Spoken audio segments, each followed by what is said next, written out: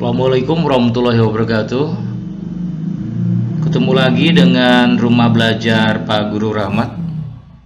Semoga kegiatan ini berguna dan bermanfaat. Kali ini kita akan membahas bab teks editorial atau tajuk rencana. Dengan mempelajari bab teks editorial atau tajuk rencana, maka siswa dapat mengidentifikasi informasi, bisa berbentuk pendapat, alternatif, solusi, dan simpulan dalam teks editorial atau tajuk rencana. Kemudian menyeleksi ragam informasi sebagai bahan teks editorial, menganalisis struktur dan kebahasan teks editorial, serta merancang teks editorial dengan memerhatikan struktur dan kebahasaannya. Ini adalah salah satu koran yang pernah kita baca. Yang menjadi pertanyaan, dalam bulan ini berapa kali kita membaca koran? Ada yang 1 kali, ada yang tiap hari, atau mungkin tidak sama sekali. Pernah membaca pendapat pribadi terhadap suatu masalah?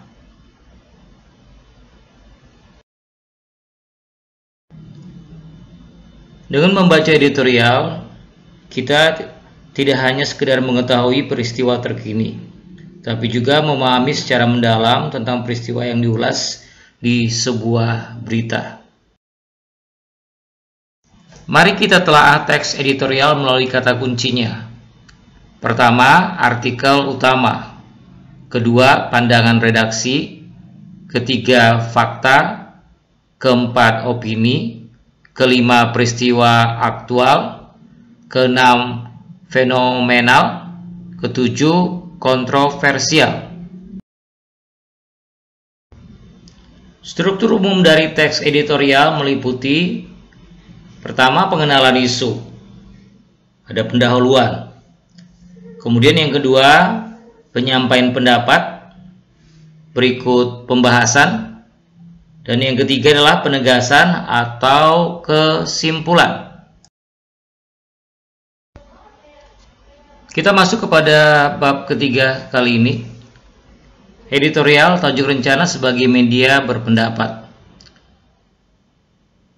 A. Pengertian, ciri-ciri, dan teks editorial. B. Informasi dalam teks editorial. C. Ragam informasi dalam teks editorial.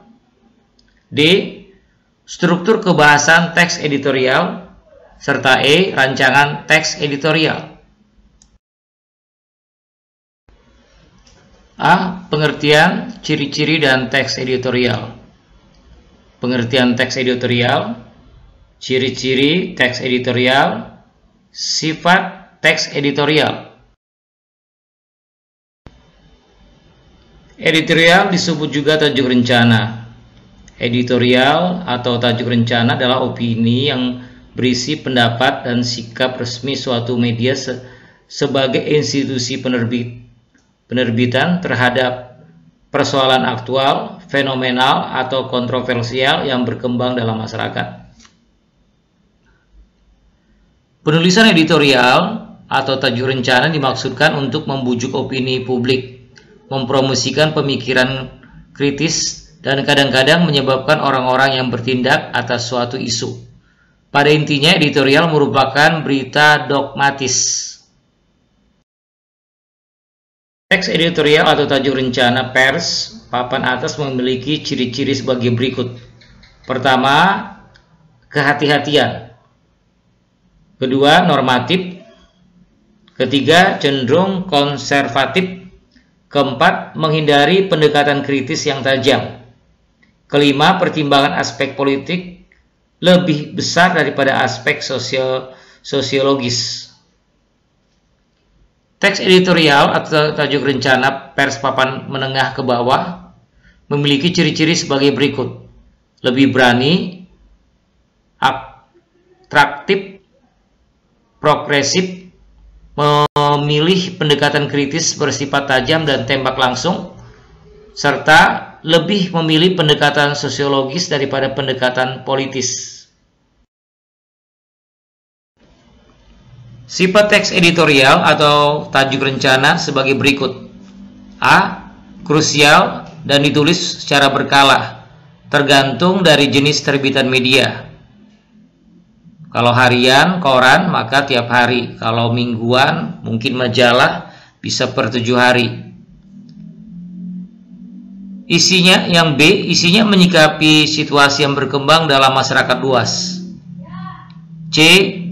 Memiliki karakter atau konsistensi teratur kepada para pembaca terkait sikap media massa. Yang D. Terkait dengan kebijakan media bersangkutan. B. Informasi dalam teks editorial. Jenis teks editorial ada 3. Kemudian tipe teks editorial, pertama menjelaskan, kemudian kritis, persuasif, membujuk, dan bentuknya pujian. Fakta dalam opini dalam teks editorial. Fakta adalah perihal keadaan atau peristiwa yang merupakan kenyataan atau sesuatu yang benar-benar terjadi. Fakta yang disajikan dalam teks editorial berupa peristiwa dan data terkait dengan peristiwa yang dibahas. Pendapat atau opini redaksi dalam teks editorial dapat berupa penilaian, kritis, prediksi, atau dugaan berdasarkan data empiris, harapan, dan saran penyelesaian masalah. Ragam informasi dalam teks editorial. Ada isu aktual dalam media informasi. Pertama, penulis teks editorial akan memulai menulis dengan cara mendata peristiwa-peristiwa yang berkembang dalam masyarakat.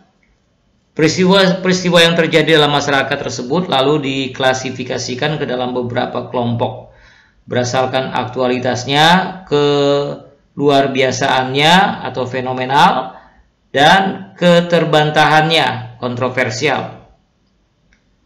Kemudian pendapat dan argumen dalam teks editorial. Beberapa unsur yang harus diperhatikan saat menyampaikan argumen sebagai berikut. A. Berhubungan dengan masalah-masalah yang dibicarakan. B. Dapat mempercepat pemahaman masalah, penemuan sebab, dan pemecahan masalah. Tidak mengulang pendapat. C. Tidak mengulang pendapat yang pernah disampaikan pihak lain. D. Disampaikan dengan kata dan kalimat yang tepat. E. Disampaikan dengan sikap terbuka dan sopan. Saran terhadap isu faktual. Unsur-unsur yang harus diperhatikan saat menyampaikan saran dalam teks editorial sebagai berikut. Menghindari emosi dan prasangka negatif. B. Mengungkapkan saran dengan objektif, logis, dan jujur. C. Menunjukkan data, fakta, ilustrasi, contoh, dan perbandingan. D. Menyampaikan saran dengan urut terperinci, tidak berbelit-belit sehingga saran mudah dipahami. Berarti secara kronologis. E. Menghindari saran yang menyinggung urusan pribadi. D. Struktur dan kebahasan teks editorial. Struktur teks editorial. Kaidah kebahasan teks editorial. Masalah atau pernyataan pendapat, argumentasi, penegasan ulang, serta struktur teks editorial.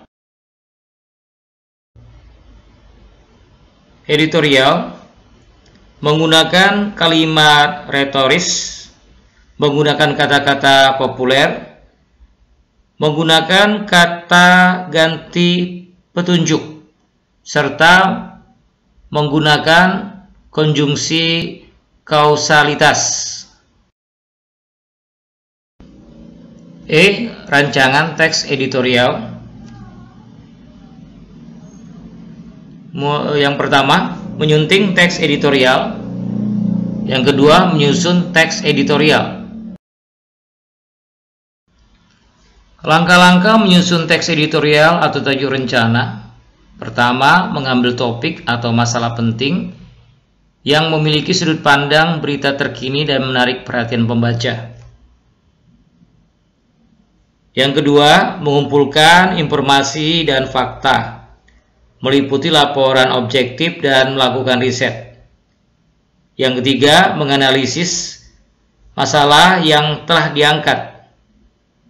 Yang keempat, memberikan solusi yang realistis terhadap masalah di luar pengetahuan umum.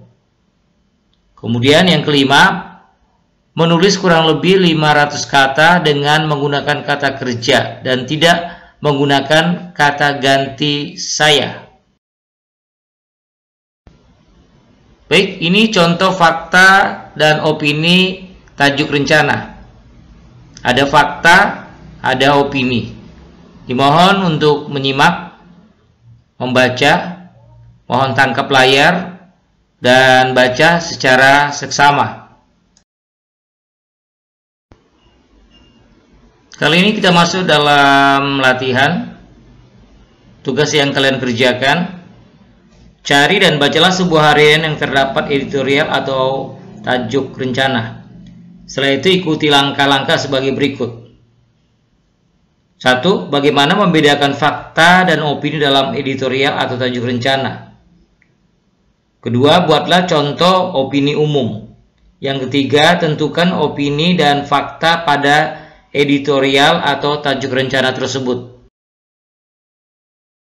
Pada prinsipnya, belajar bukan tatap muka, maka banyak kekurangan dan kelebihannya.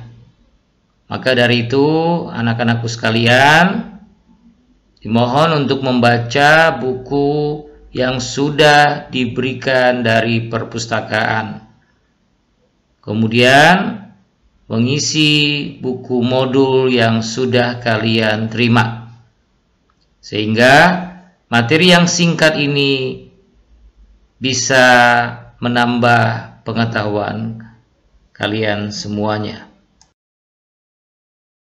Terima kasih atas perhatiannya. Semoga kegiatan kali ini dapat berguna dan bermanfaat. Silakan berkomentar atau bertanya dalam kolom pertanyaan, serta berikan tanda like dan subscribe bagi yang belum. Terima kasih, salam sehat selalu, sampai jumpa kembali